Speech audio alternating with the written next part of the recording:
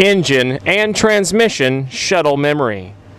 Press the Home soft key button.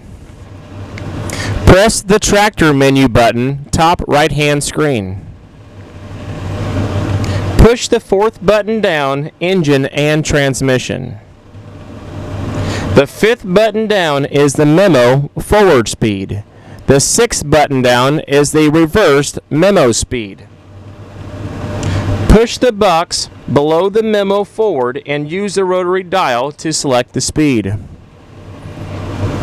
Scroll the knob up to increase speed, scroll the knob down to decrease speed.